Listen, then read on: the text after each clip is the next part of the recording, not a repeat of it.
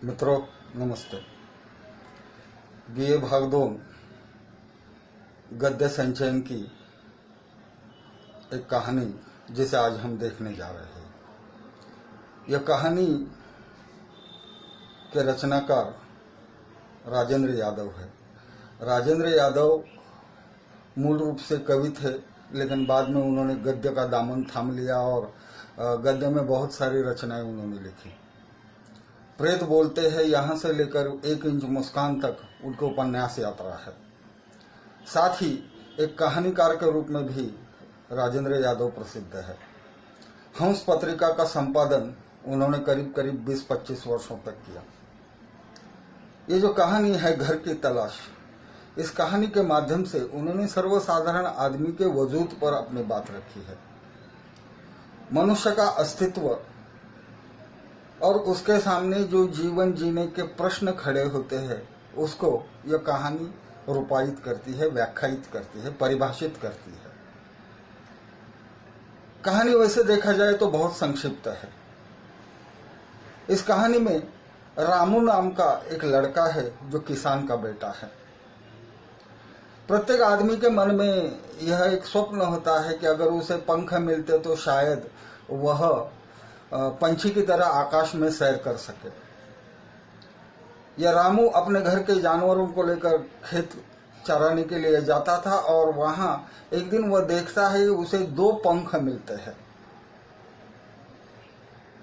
अब नई चीज सामने दिखाई दी तो कौतूहलवश उसने उन पंखों को अपने शरीर से लगाया और एक चमत्कार हुआ। वैसे देखा जाए तो यह कहानी एक फैंटेसी है, चमत्कृति है।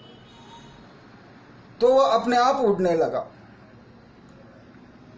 अपना घरदार, अपना गांव, सब कुछ छोड़कर वह हवा में तैरता तैरता एक ऐसी अनजानी जगह पर पहुंचा कि जहां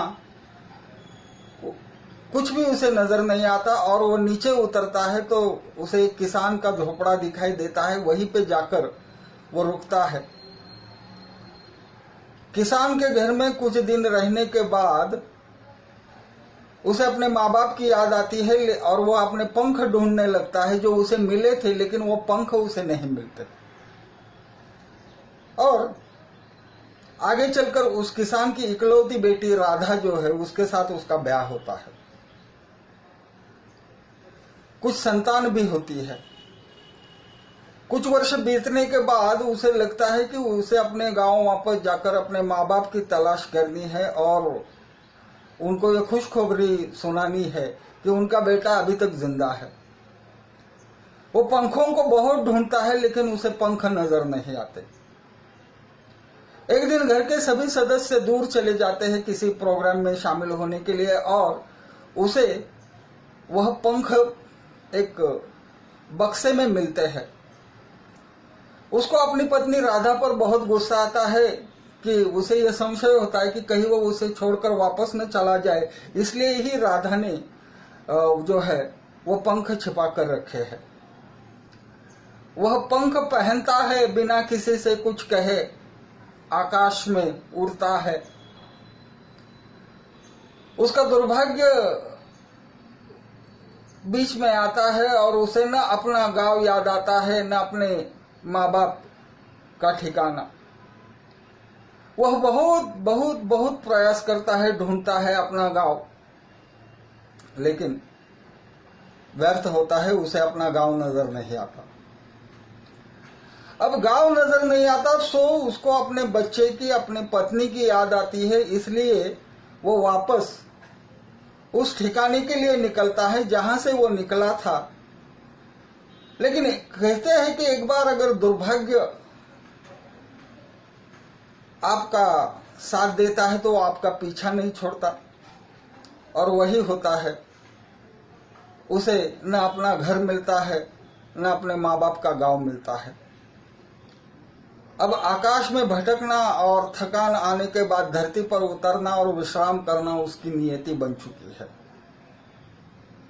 मित्रों, कहानी बहुत संक्षिप्त है और इस कहानी के माध्यम से राजेंद्र यादव ने इस बात को स्पष्ट किया है कि मनुष्य अपने जीवन में सदैव प्रयत्न करता रहता है कि उसे आज की बजाय उसका कल अच्छा रहे, कल की बजाय उसका परसों अच्छा रहे, परसों की बजाय उसका नरसों अच्छा रहे, उसके बाद आने वाला वर्ष अच्छा रहे। लेकिन मंजिल के पीछे पीछे दौड़ते दौड़ते वो उस जगह पर जा पहुंचा है कि मंजिल भी उतनी ही दूर रहती है, जहां से वो निकला था वह भी उतना ही दूर रहता है। एक दूसरी साधारण बात मैं आपके सामने यहां रखना चाहूंगा, वो यह कि महाभारत में हमने त्रिशंकु की कहानी देखी है। उस कहानी में त्रिशंकु जो है वह स्वर्ग जाना चाहता है और ऋषि विश्वामित्र उसे स्वर्ग में भेजते हैं, लेकिन वह स्वर्ग तक नहीं पहुंचता। फिर उसको धरती की याद आती है, लेकिन वह धरती पर भी नहीं पहुंच पाता। सर्वसाधारण मनुष्य का भी मित्रों वही हाल है कि हम अपने मंजिल के पीछे इतने दौड़ते हैं, इतने भागते हैं, इतने प्रयास करते हैं मंजिल पाने के लिए, लेकिन मंजिल नहीं मिलती।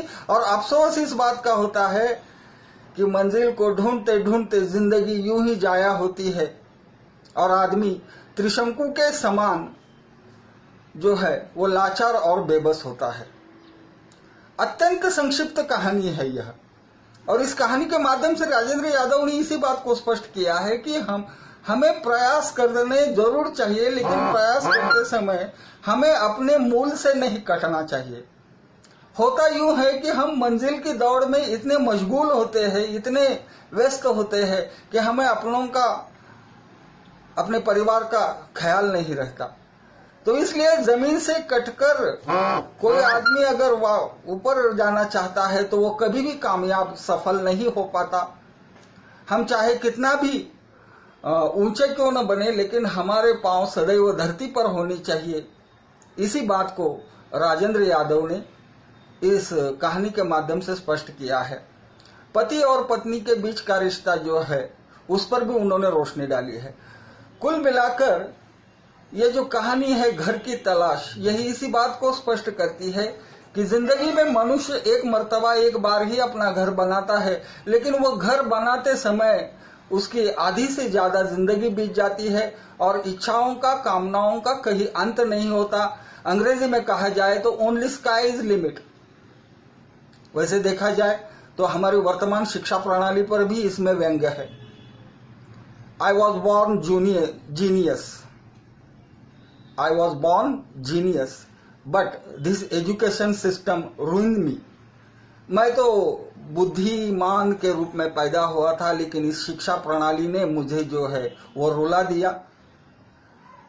हम अपने मंजिल की तलाश में भटकते रहते हैं और जीवन में कभी भी संपूर्णता हमें प्राप्त नहीं होती। हमारी घर की तलाश जिंदगी भर चलती रहती है। इसी बात को राजेंद्र यादव ने इस उद्देश्य को लेकर स्पष्ट किया है। धन्यवाद मित्रों।